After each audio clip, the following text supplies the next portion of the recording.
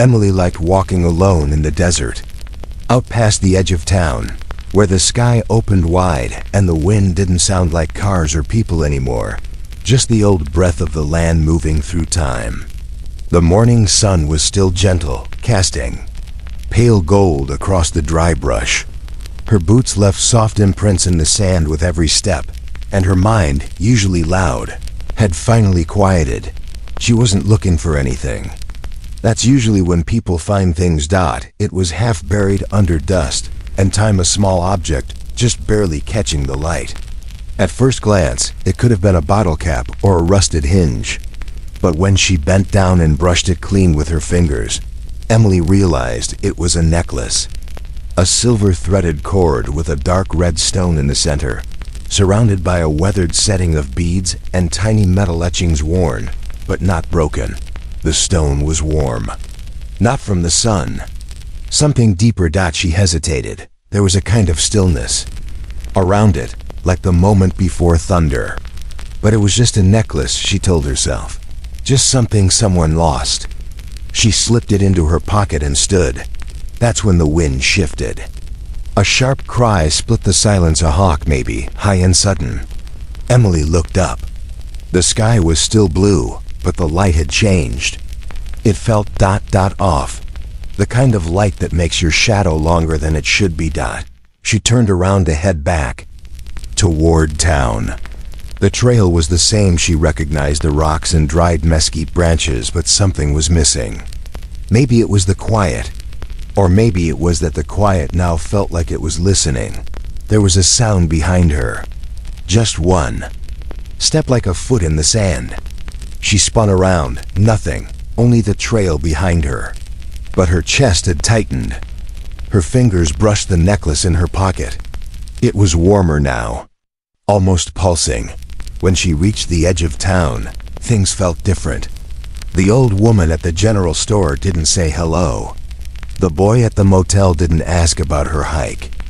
And the man at the post office just stared at her for a moment too long before turning away. Later, at the motel desk, a young woman with tired eyes said quietly, "You brought it back, didn't you?" Emily blinked. "Brought what back?" The woman didn't answer, just looked away. That night, Emily didn't sleep well. In her dreams, she saw the necklace glowing softly in a circle of shadows, men sitting cross-legged in the dark, their faces painted, their eyes closed, their chests rising and falling like a quiet chant. And when morning came, there was a handprint in the dust on her car window, not clear, not threatening, just there. She didn't put the necklace in her pocket anymore. She wore it. And from that moment on, she was no longer alone. Emily didn't sleep that night. Not fully. The motel was quiet, too quiet for a place that sat on the edge of a desert town. No trucks on the road, no footsteps above or beside her. Just the soft hum of the air conditioner and the tick of a wall clock that felt louder by the hour, but it wasn't the silence that kept her awake. It was the feeling that someone was standing just beyond the thin curtain covering the window, not moving, not knocking, just there. She hadn't checked, didn't want to, because she knew somehow that if she looked, something would be looking back.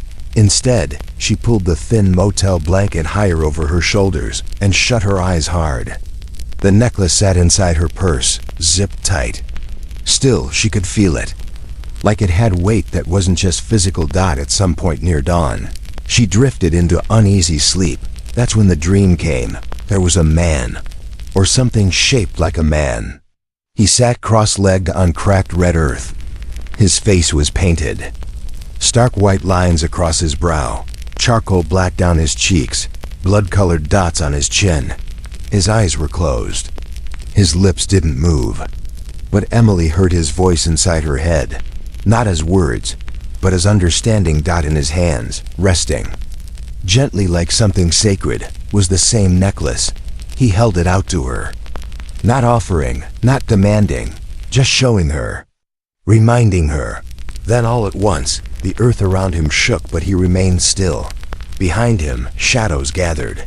Shapes of riders, figures with long braids and silent horses watching from the edges of her mind. Emily woke with a gasp. The room was still dark, just before sunrise. She sat up, rubbed her eyes, and reached for her bag. Unzipping it slowly, she touched the necklace. It was warm.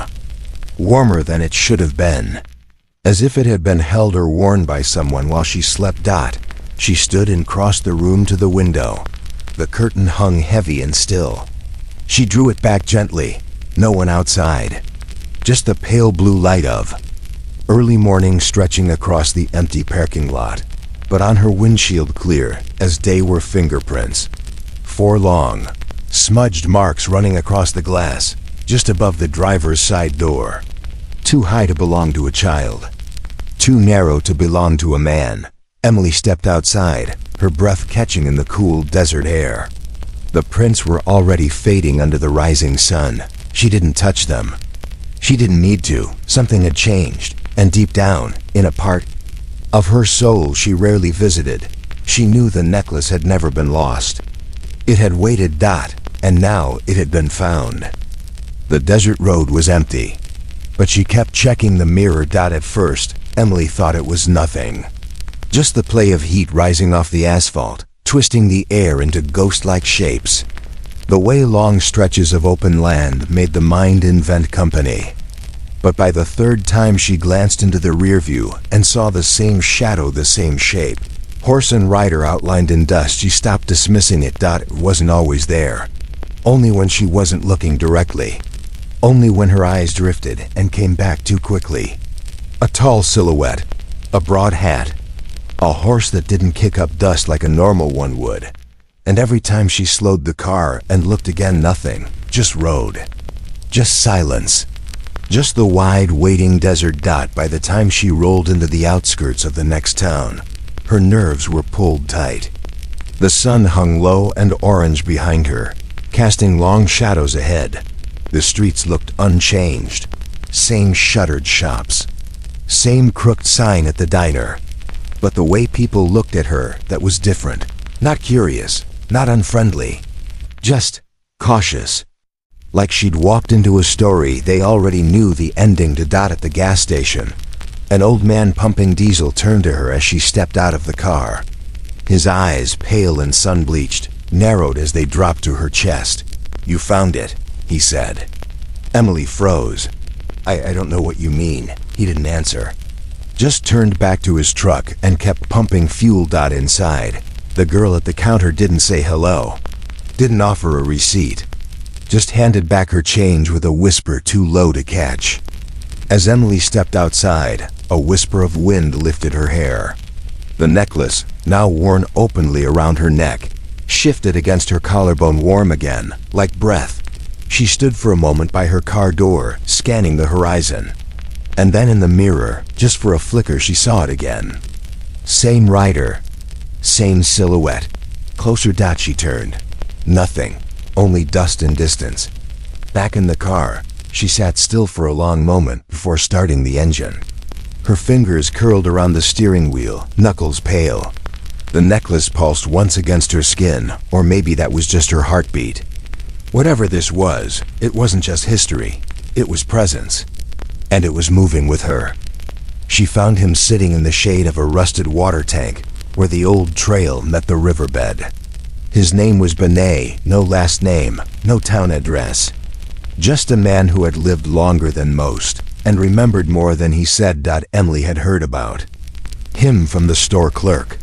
"He knows things," the woman whispered. "Not the kind you find in books." She didn't know what she expected, maybe some vague warnings or desert folklore. But as soon as the old man saw the necklace around her neck, he stopped speaking entirely. His eyes locked onto the stone, not curiosity, not fear, recognition. His hand, veined and trembling, lifted slowly. "Where did you find that?" "In the desert," she said quietly. "It was buried." He looked away, not from shame but from memory. "That's not something you find," he said after a long silence. "That's something that finds you." Emily opened her mouth to speak, but the old man raised a hand. "Don't. Just listen." He looked at her, really looked past her clothes, her skin, her voice into something deeper. That necklace belonged to Nanton Hazo, a war leader, a man of vision and silence. He wore it during the morning of his brother's death. For 13 moons, he carried it without sleep, without meat, without laughter. When he passed it on, he gave it only to blood, or to those who would carry his oath. Oath? She asked. To protect, he whispered. To remember. To return what was. Taken, Emily touched the stone. It felt hot now, like it held fire beneath the surface. Benet leaned forward. That necklace is not a memory, it's a message.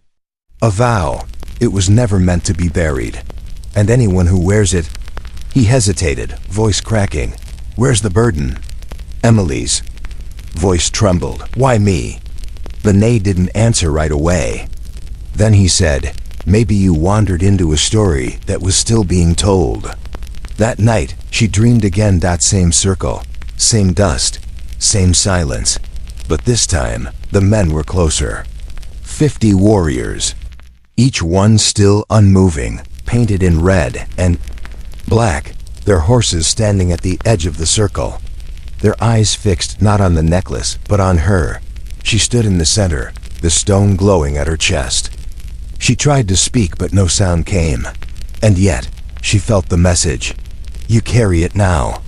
She woke in a cold sweat, heart hammering outside. The wind had died. But in the stillness, she could feel them not as enemies, not yet, but as watchers, waiting. It happened just after noon. Emily was inside the small grocery store on Main Street, a place so quiet you could hear the freezer hum behind the dusty shelves. She was picking out bottled water and instant coffee, trying to act normal. Trying to pretend the world hadn't tilted. The bell above the door hadn't rung in 10 minutes. She was alone, or so she thought.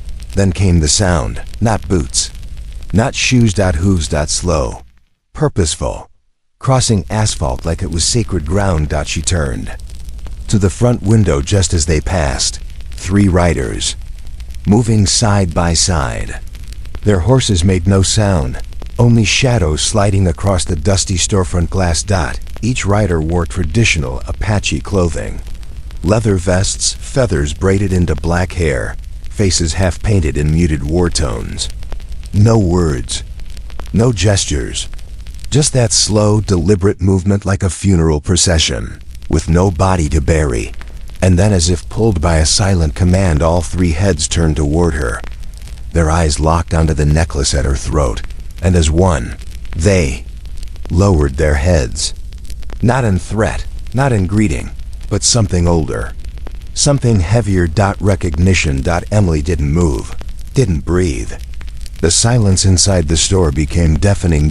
When she finally looked around, she saw the clerk, a young man no older than 20, standing completely still behind the counter. He hadn't looked up from the register, but his jaw was tight. His hand trembled slightly. They know, Emily whispered. He said nothing, just rang up her items, eyes never meeting hers. Outside, the street was emptier than before. People had pulled away from the sidewalks, as if the very presence of those riders had bent the air. Emily stepped outside with her bag, the heat pressing down like judgment.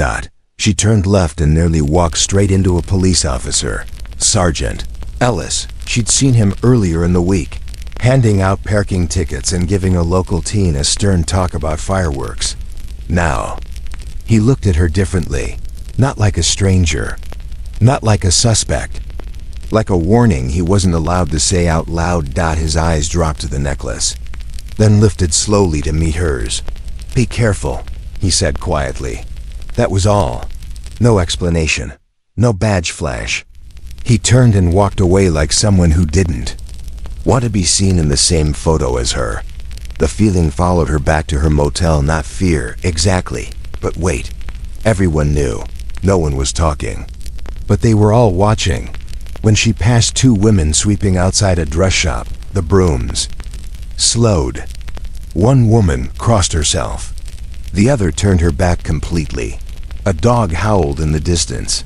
and a crow landed on the motel sign, cawing once before flying off toward the desert. By nightfall, even the motel manager stopped speaking to her.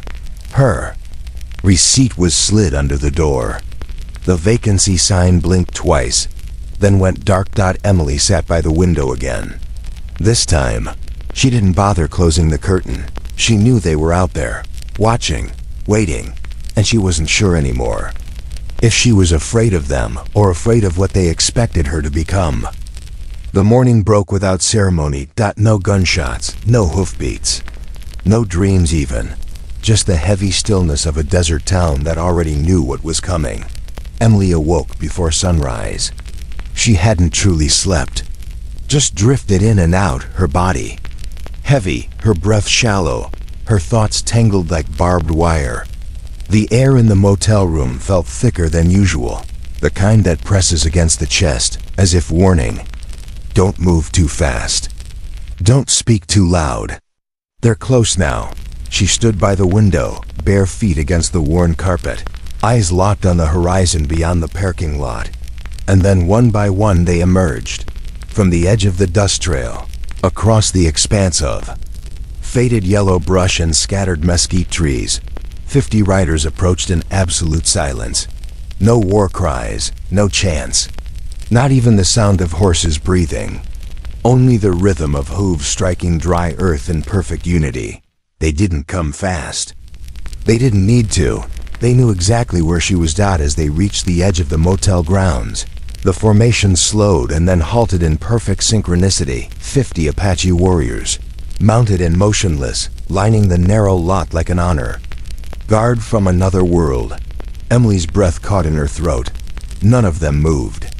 None of them spoke. They simply watched. Their faces were painted in symbols she didn't recognize, drawn in deep ochre and black patterns that looked like thunderclouds, arrows, rivers, stars. Some wore bone necklaces, some carried spears or old rifles wrapped in rawhide. Their horses, tall and dust-covered, stood perfectly still as if trained for centuries to wait without sound. The desert sun had just started to rise, casting long shadows across the gravel. And in the middle of that shadow she stood alone. Emily stepped outside, her feet numb on the concrete. The air smelled like juniper and old ashes. She didn't know why, but she felt the weight of every footstep, as though it carried something sacred. She stopped 3 steps from the door. She didn't speak. Neither did they.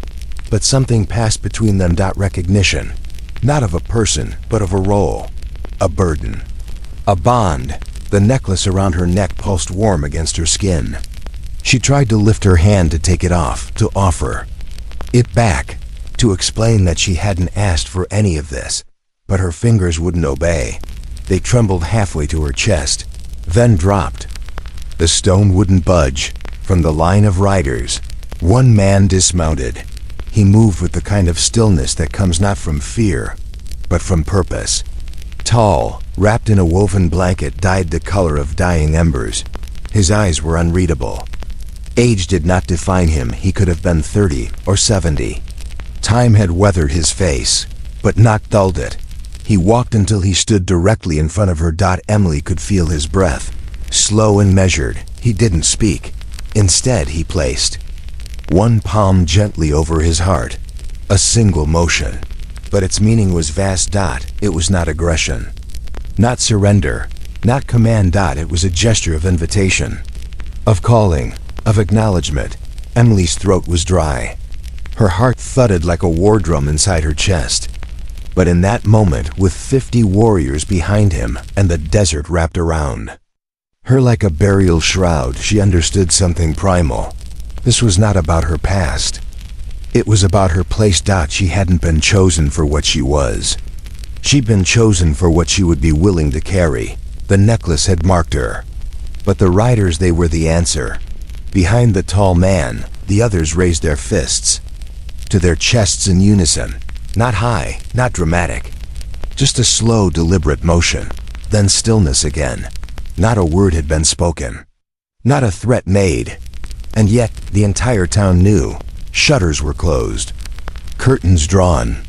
Even the crows had vanished from the telephone wires. Emily didn't know what to say, if there was anything to say.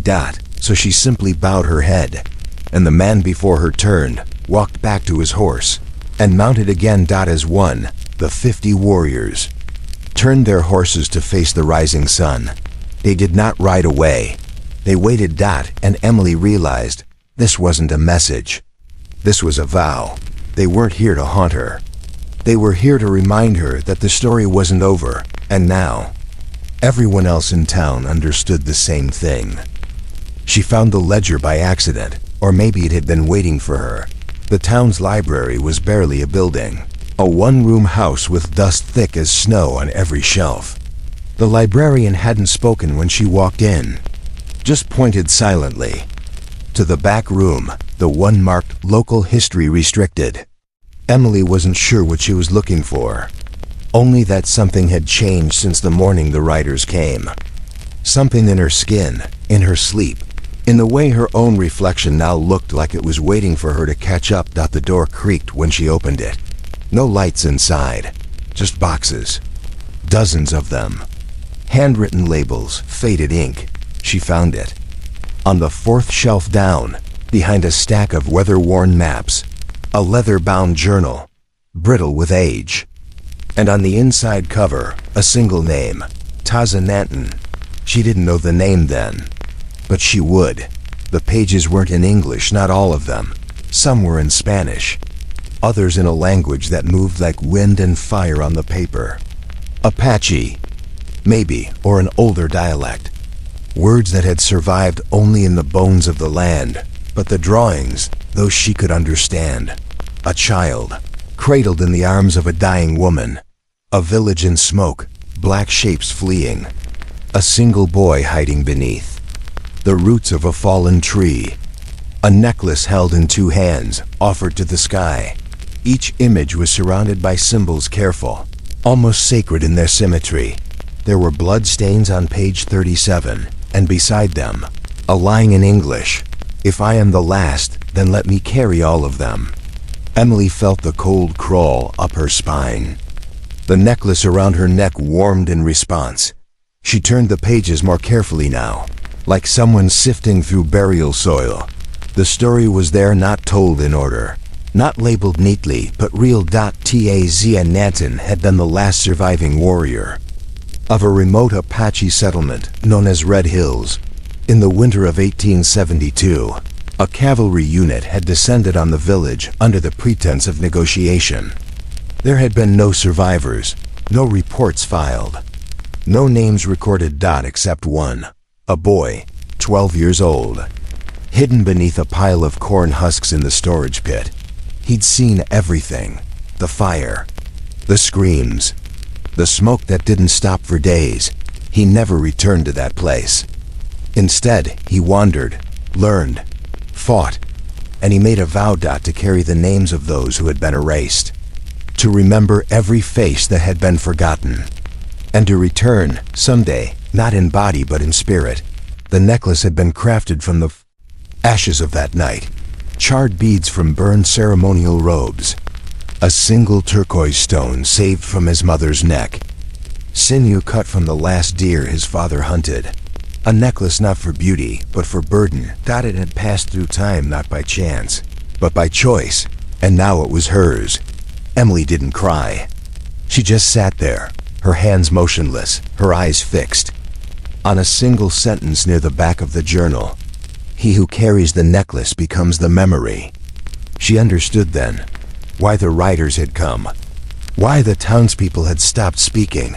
They weren't afraid of her. They were afraid of what she now represented.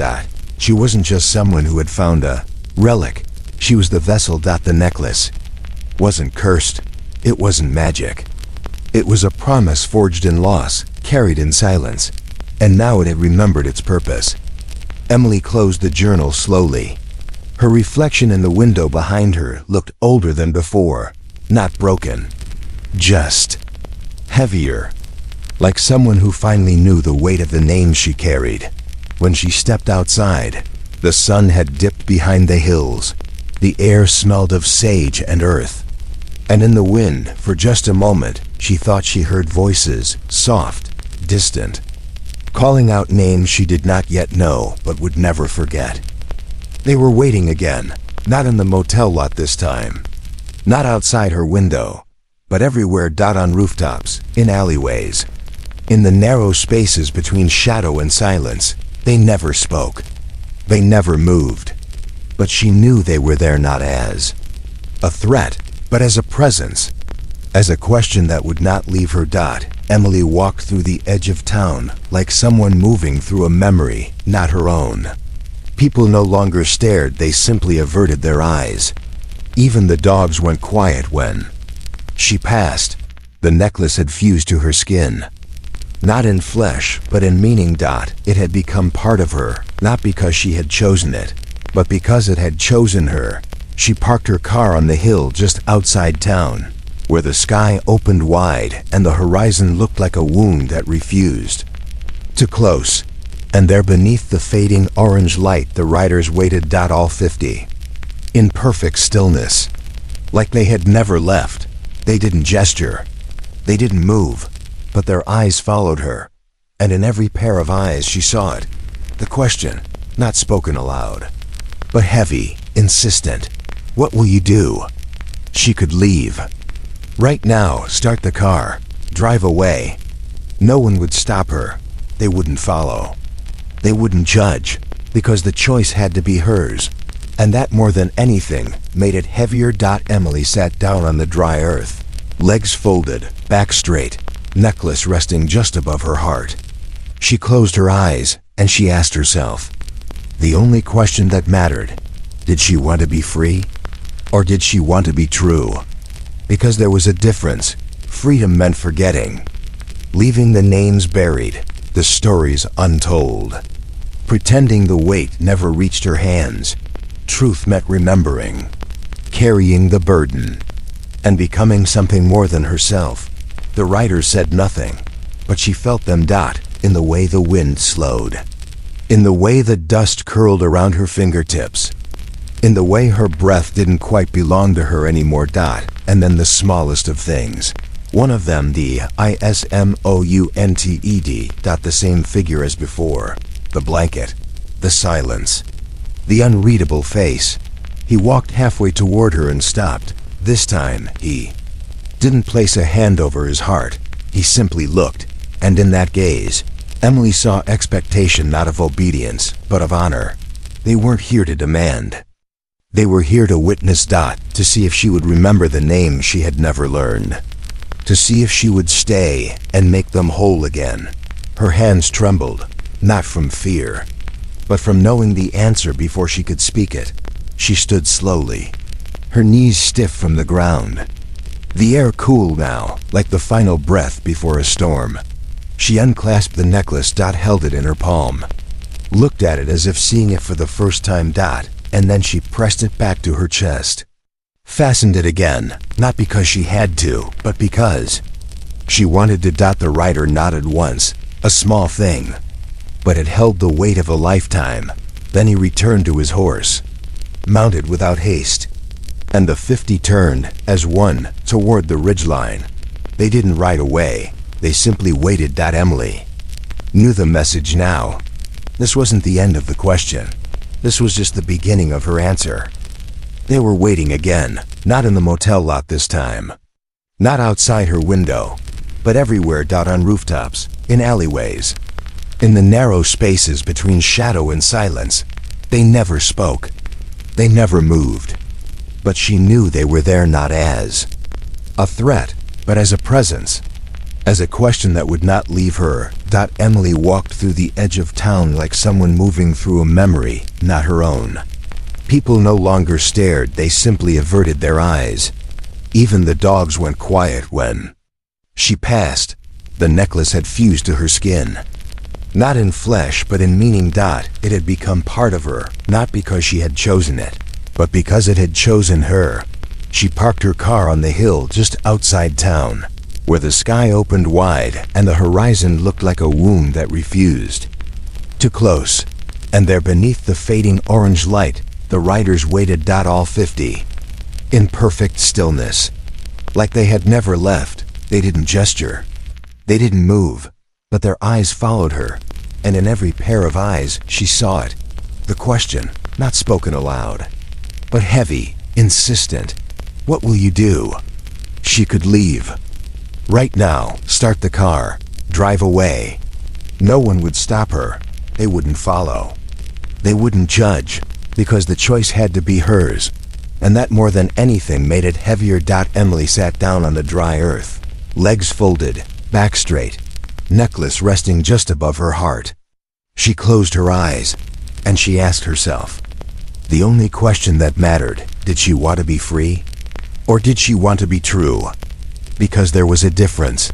Freedom meant forgetting, leaving the names buried, the stories untold, pretending the weight never reached her hands. Truth meant remembering, carrying the burden, and becoming something more than herself. The writer said nothing, but she felt them. In the way the wind slowed, in the way the dust curled around her fingertips, in the way her breath didn't quite belong to her anymore. And then the smallest of things. One of them, DISMOUNTED, the same figure as before. The blanket, the silence, the unreadable face. He walked halfway toward her and stopped. This time, he didn't place a hand over his heart. He simply looked, and in that gaze, Emily saw expectation, not of obedience, but of honor. They weren't here to demand. They were here to witness. To see if she would remember the names she had never learned. To see if she would stay and make them whole again. Her hands trembled, not from fear, but from knowing the answer before she could speak it. She stood slowly, her knees stiff from the ground. The air cool now, like the final breath before a storm. She unclasped the necklace. Held it in her palm, looked at it as if seeing it for the first time. And then she pressed it back to her chest.